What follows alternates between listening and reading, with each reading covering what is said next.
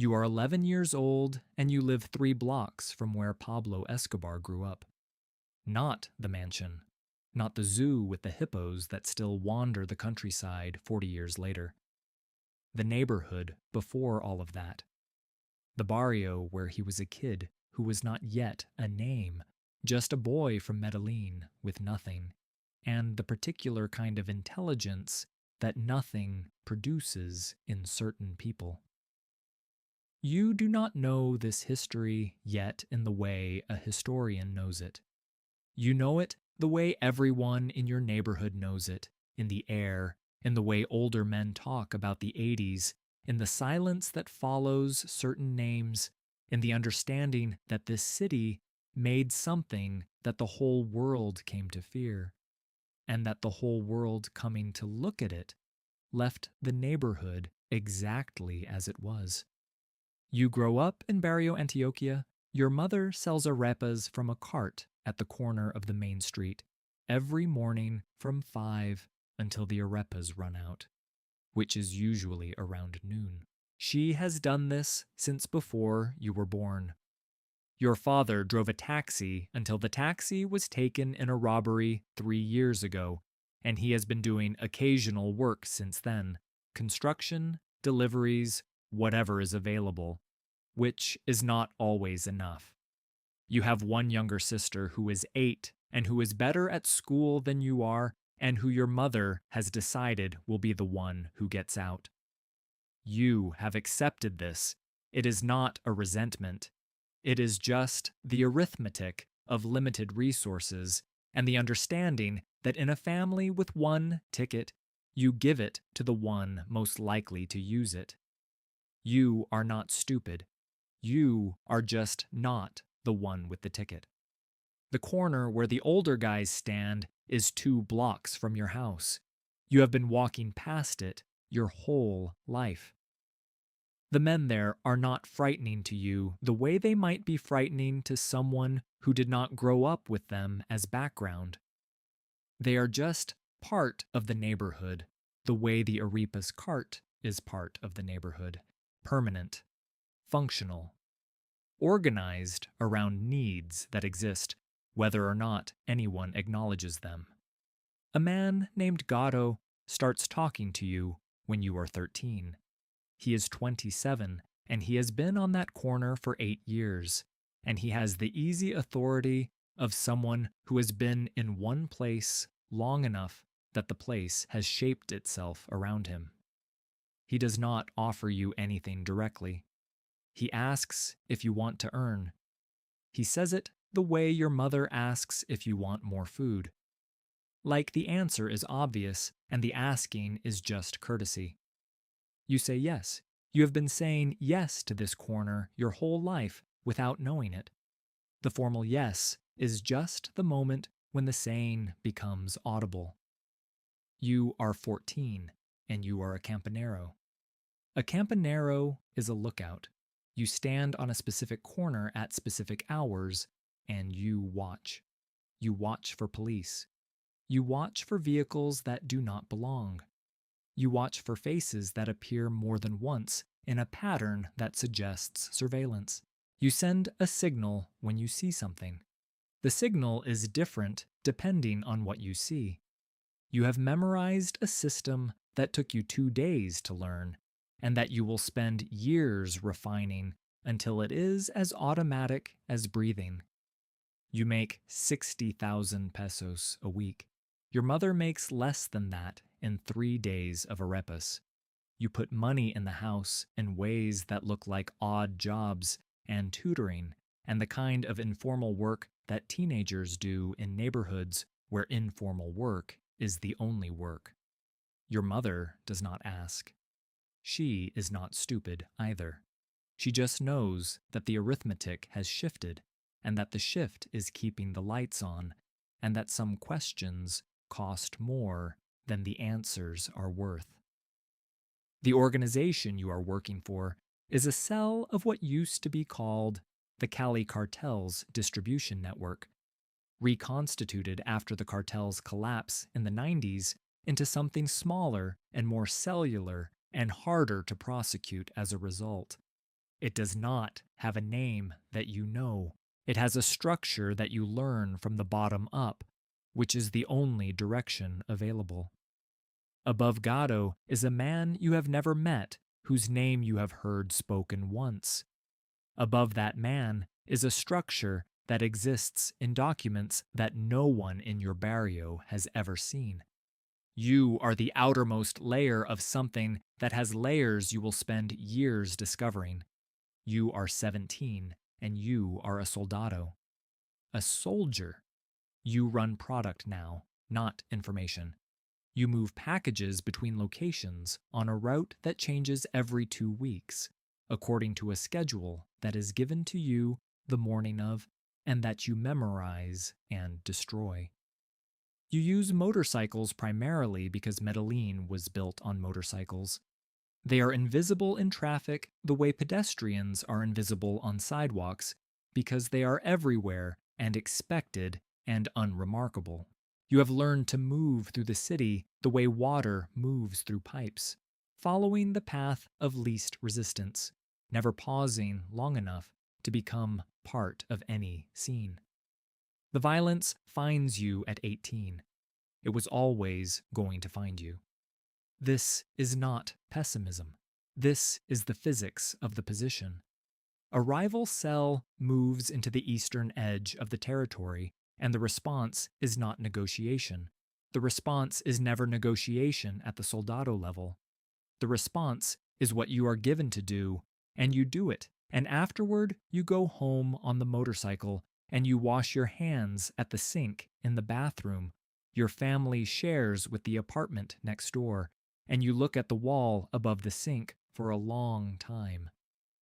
Your mother is making dinner in the kitchen. The smell of rice and beans comes under the door.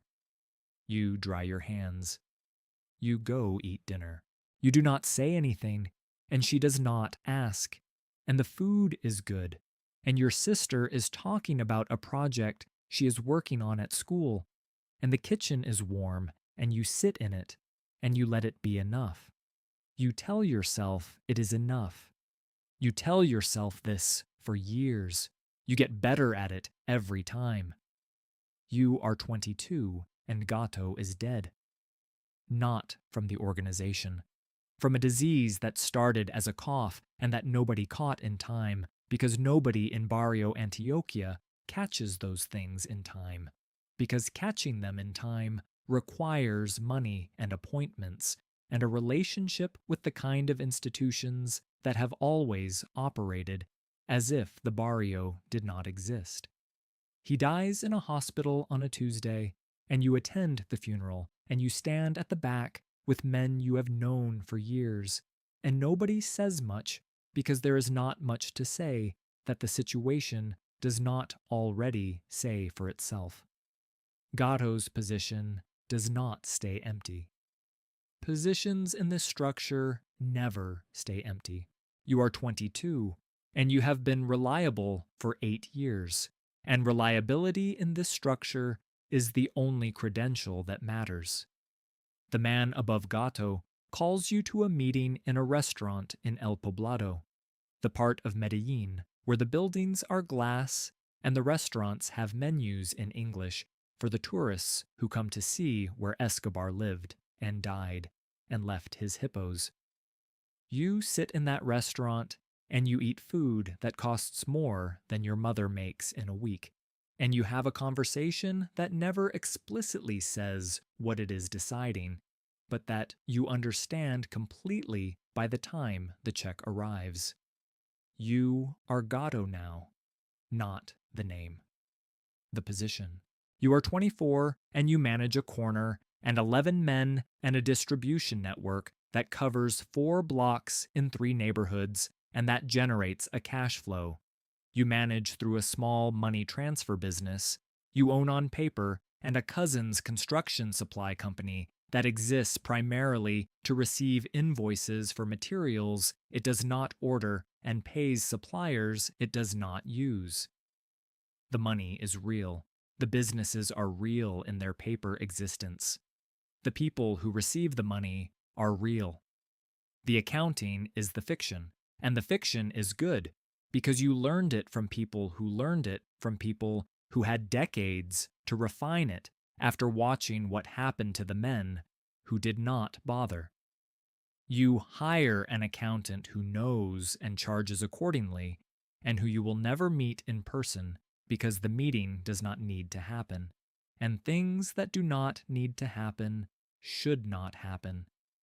This is a principle you have internalized so completely that it has become a kind of philosophy. The minimum necessary action, the lightest possible footprint, the fewest possible people who know the thing that needs to be known. Escobar failed partly because he was visible. He wanted to be visible. He ran for Congress. He built housing projects with his name on them. He appeared in photographs.